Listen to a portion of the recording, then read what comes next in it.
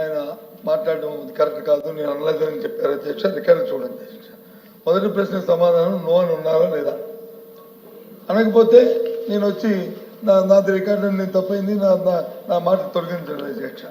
నాకే అభ్యంతరం లేదు అధ్యక్ష. ఆయన అన్ని మాట నేను ఉడికించాను కానీ నేను లేని మాట మాత్రం అనలేదు అధ్యక్ష. ఇంకా రెండో విషయానికి వస్తాయి అధ్యక్ష. వారు నేను ఆ నియోజకవర్గం 15 సంవత్సరాలు పరిచయం వహించాను అధ్యక్ష. మొన్నటి వరకు కూడా మన మా 24 ఎలక్షన్లో దాంట్లో ఓడిపోయిన వరకు కూడా 15 సంవత్సరాలు కంటిన్యూస్ శాసనసభ్యుగా ఉన్నాను అధ్యక్ష. 15 సంవత్సరాల్లో రాని డయేరియా ఎప్పుడు ఏ ఒక్కరు కూడా చనిపోయిన నేపథ్యంలో ఈ 4 నెలల కాలంలోనే ఎందుకు చనిపోవచ్చు అధ్యక్ష?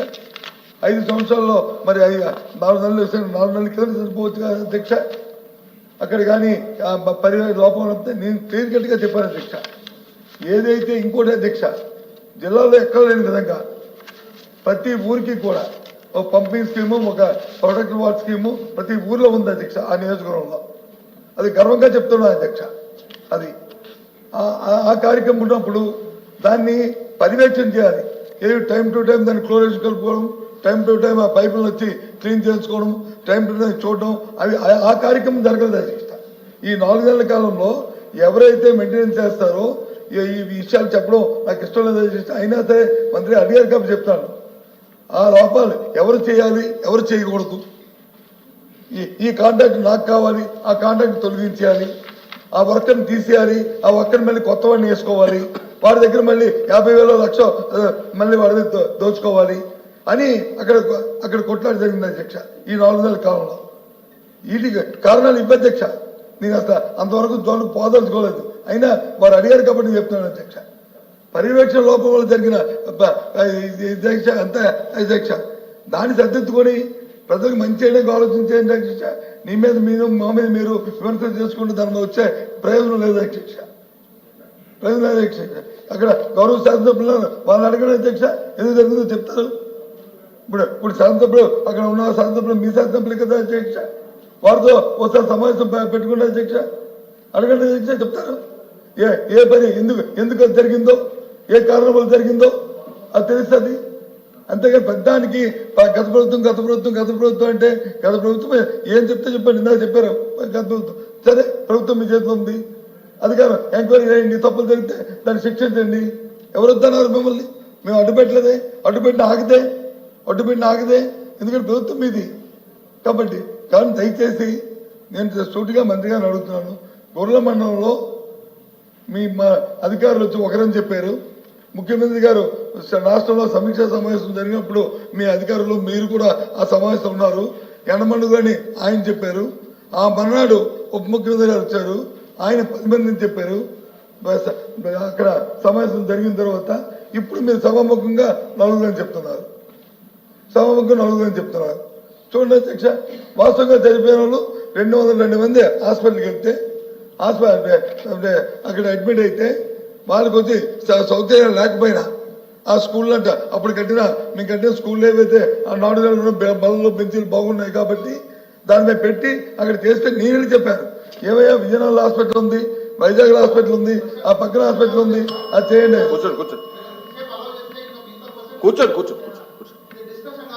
కూర్చోండి, మీరు డిస్కషన్ పెడితే నాకు అభ్యంతరలే. ఇది నా కాన్ఫిడెన్స్ అని చెప్పి మాట్లాడుతున్నాను. దయచేసి గౌరవ సభ్యులు కూడా తెలుసుకోవాలి. ఇది నియోజకవర్గంలో జరిగిన 13 మంది చనిపోయేంత సమస్య.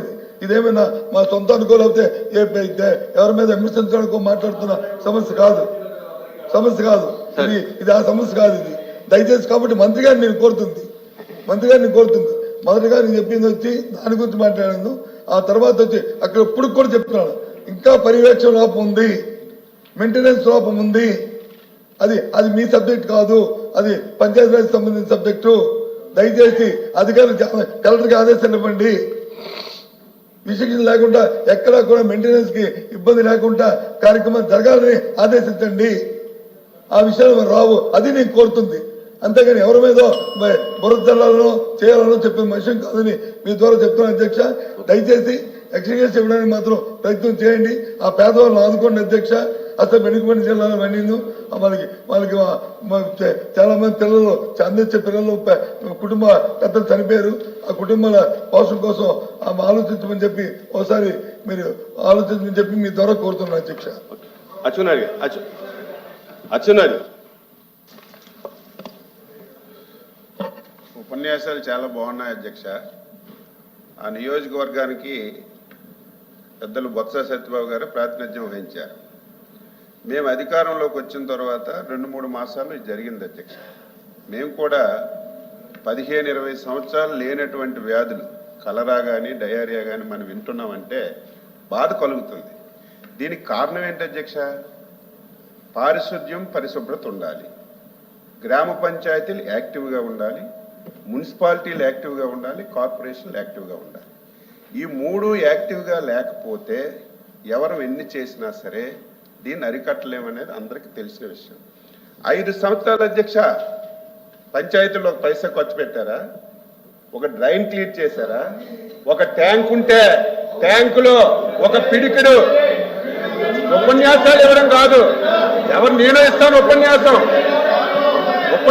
నేనే ఇస్తాను. మైక్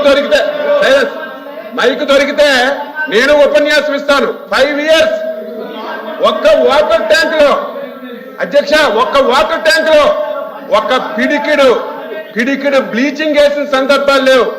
పేదవాడికి ఒక్క టాయిలెట్ కట్టిన సందర్భాలు లేవు. జరగదు అధ్యక్ష, ఇది జరగాలని కోరుకోం, జరగకూడదు. మేము వచ్చిన తర్వాత మళ్ళీ పంచాయతీలను బలోపేతం చేస్తున్నాం, మున్సిపాలిటీలను బలోపేతం చేస్తున్నాం. 5 సంవత్సరాలు ఒక పంచాయతీకి ఒక పైసా ఇవ్వకపోతే కేంద్ర ప్రభుత్వం ఇచ్చిన డబ్బులు కూడా వీళ్ళు డైవర్ట్ చేసుకుంటే 4,000 కోట్లు ఈ 6 మాసాల్లో తెచ్చి పంచాయతీలు బలోపేతం చేసి కార్యక్రమం చేస్తుంది. సలహాలు ఇవ్వండి, తప్పే లేదు. ఇదంతా మీరు వచ్చిన 5 మాసాలకే జరిగిపోయింది. మీరే మొత్తం చేశారు. ఇది పంచాయతీరాజ్ డిపార్ట్మెంట్ మీరు చెప్పండి. కలెక్టివ్ డిపార్ట్మెంట్ అధ్యక్ష, హెల్త్ మినిస్టర్ లేదు, ఏమి డిప్యూటీ చీఫ్ మినిస్టర్ కాదా? మా హోమ్ మినిస్టర్ కాదా? మీరేం రివ్యూ చేయలేదా? మీరు పెద్దలుగా ఉండి ఆ నియోజకవర్గానికి ఇన్ని సంవత్సరాలు ప్రాతినిధ్యం వహించి ఇది జరిగినప్పుడు నా వల్ల కూడా జరిగిందని ఒప్పుకోవాలి. ఎందుకు ఒప్పుకోవాలి? కానీ ఏదో మాట ఉంది కదా, 5 మాసాలకు జరిగిపోతాయి. నన్ను అధ్యక్ష ఒకటే చెప్తున్నాం, ప్రభుత్వం అందులో మా ముఖ్యమంత్రి గారు చాలా ఫీల్ అయ్యారు. ఎప్పుడూ ఇటువంటి ఇష్యూలు జరగలేదు, వచ్చిన 4-5 మాసాల్లో జరిగాయి. ఇక్కడ నుంచే జరగకూడదని ఎక్కడెక్కడ లోపాలు ఉన్నాయో మొత్తం మంచినీటి వ్యవస్థనంతటినీ ఎక్కడెక్కడి నుంచి వాటర్ వస్తుంది. ముందు ఒక పారిశుద్ధ్యం మీద ఒక డ్రైవ్ ఇచ్చాం అధ్యక్ష. 4 రోజుల్లో మొత్తం కాలువలన్నీ క్లియర్ చేయమని చెప్పాం. ఏవైతే ట్యాంకులు ఉన్నాయో క్లియర్ చేయమని చెప్పాం. ఇవన్నీ చేస్తుంటే ఈరోజు ఎక్స్గ్రేసి అడుగుతున్నారు అధ్యక్ష. ఏ స్వతంత్రం వచ్చిన తర్వాత ఇప్పుడే ప్రభుత్వం ఏర్పడిందా? గతంలో ప్రభుత్వాలు లేవా? దేనికి ఎక్స్గ్రేసి ఇస్తున్నారు మీకు తెలీదా?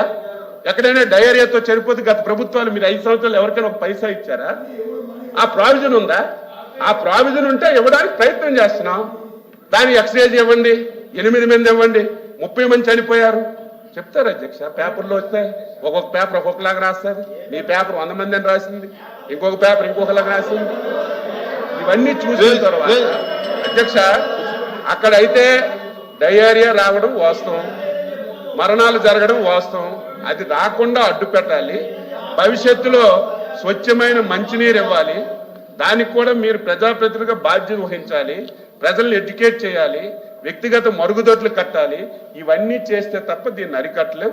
దయవుంచి మళ్ళీ ప్రసంగాలు చేయడం కాకుండా కలెక్టివ్ గవర్నమెంట్ తప్పనిసరిగా పంచాయతీరాజ్ వ్యవస్థను మళ్ళీ మా డిప్యూటీ చీఫ్ మినిస్టర్ గారు దాన్ని యాక్టివ్ చేస్తున్నారు.